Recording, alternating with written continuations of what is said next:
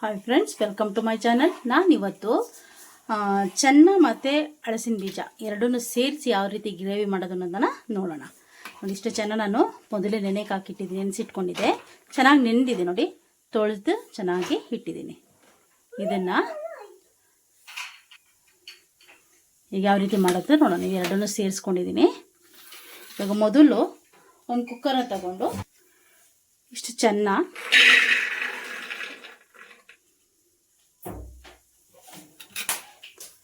ಹಲಸಿನ ಬೀಜನೂ ಕೂಡ ಇದಕ್ಕೆ ಹಾಕೋಣ. ಸ್ವಲ್ಪ ಎಷ್ಟು ನೀರು ಬೇಕು ಅಷ್ಟು ನೀರನ್ನು ಇದಕ್ಕೆ ಆ್ಯಡ್ ಮಾಡ್ಕೊಳ್ಳೋಣ.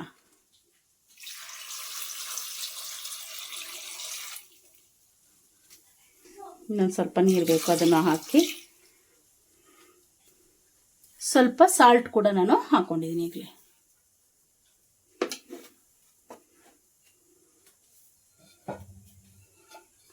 ಕುಕ್ಕರ್ ಮುಚ್ಚಳ ಮುಚ್ಚಿ ಒಂದು 3 ವಿಷಲ್ ಹೊಡೆಸ್ಕೊಂಬರೋಣ.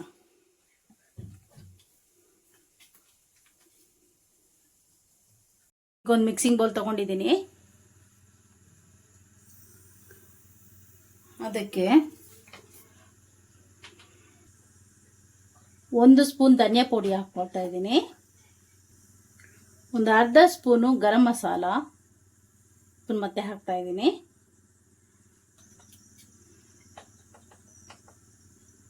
ಸ್ವಲ್ಪ ಅರಿಶಿಣ, ಸ್ವಲ್ಪ ನೀರು ಹಾಕಿ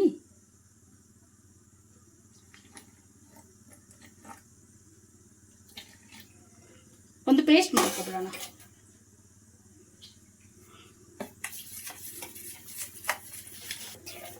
ನೋಡಿ, ಇಷ್ಟ ಆಗಿದೆ. ಈ ರೀತಿ ಪೇಸ್ಟ್ ಮಾಡ್ಕೊಂಡು ಇಟ್ಕೊಳ್ಳೋಣ ಸೈಡ್ಗೆ.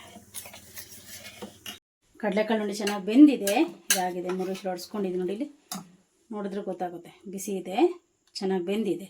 ಇವಾಗ ನಾವು ಇದರಿಂದ ಒಂದು ಸ್ವಲ್ಪ ಬರೀ ಕಡಲೆಕಾಳನ್ನ ಮಾತ್ರ ತಗೊಳ್ಳೋಣ. ಸ್ವಲ್ಪ ಒಂದಿಷ್ಟು ಕಡಲೆಕಾಳನ್ನ ನಾವು ಸಪ್ರೇಟಾಗಿ ಎತ್ತಿಟ್ಕೊಳ್ಳೋಣ.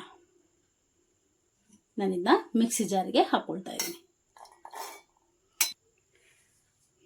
ಇದೇ ಮಿಕ್ಸಿ ಜಾರಿಗೆ 2 ಟೊಮೆಟೊ ನಾನು ಕಟ್ ಮಾಡ್ಕೊಂಡಿದ್ದೀನಿ, 2 ದೊಡ್ಡ ಟೊಮೆಟೊ. ಇದನ್ನು ಇದಕ್ಕೆ ಹಾಕೊಳ್ಳೋಣ.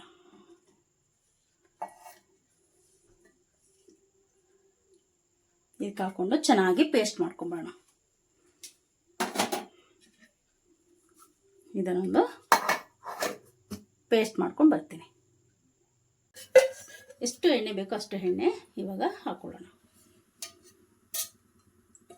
ನಾನೊಂದು 2-3 ಸ್ಪೂನಷ್ಟು ಎಣ್ಣೆ ಹಾಕಿದ್ದೀನಿ. ಕರ್ಮ 2 ಈರುಳ್ಳಿ ಕಟ್ ಮಾಡ್ಕೊಂಡಿದ್ದೀನಿ ನೋಡಿ, ಆ ಈರುಳ್ಳಿ ನಾನು ಇದಕ್ಕೆ ಹಾಕ್ತಾ ಇದ್ದೀನಿ.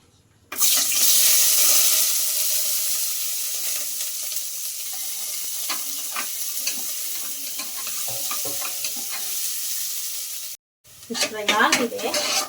ಇವಾಗ ಸ್ವಲ್ಪ ಶುಂಠಿ ಬೆಳ್ಳುಳ್ಳಿ ಪೇಸ್ಟ್ನ ಒಂದು ಸ್ವಲ್ಪ ಹಾಕ್ತಾ ಇದ್ದೀನಿ. ಶುಂಠಿ ಬೆಳ್ಳುಳ್ಳಿ ಪೇಸ್ಟ್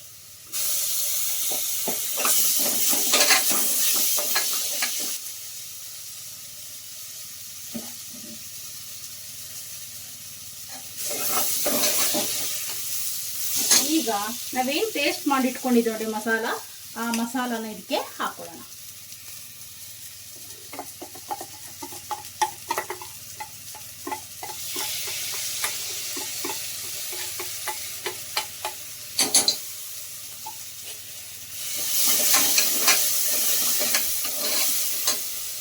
ಸ್ವಲ್ಪ ಅದಕ್ಕೆ ನೀರು ಸೇರಿಸಿ ಇದನ್ನು ಕೂಡ ಇದಕ್ಕೆ ಹಾಕ್ತೀವಿ.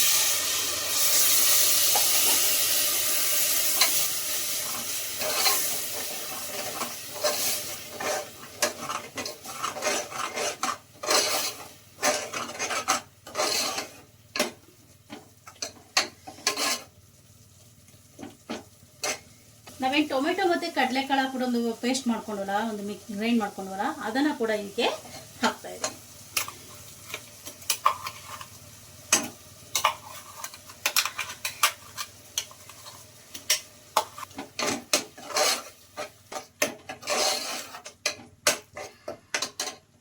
ಸ್ವಲ್ಪ ಹಾಗೆ ಫ್ರೈ ಆಗ್ತಾ ಇರಲಿ. 2 ಹಸಿಮೆಣಸಿನ್ಕಾಯಿ ಕೂಡ ನಾನು ಇದಕ್ಕೆ ಹಾಕ್ತಾ ಇದ್ದೀನಿ.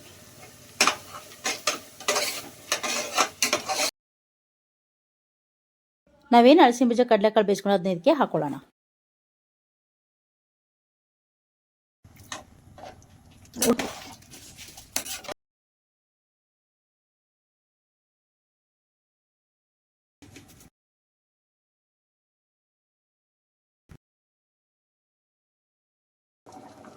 ಪ್ಲೇಟಿಗೆ ಮುಚ್ಕೊಂಡು 5 ನಿಮಿಷ ಹಾಗೆ ಬೇಯಿಸ್ಕೊಳ್ಳೋಣ.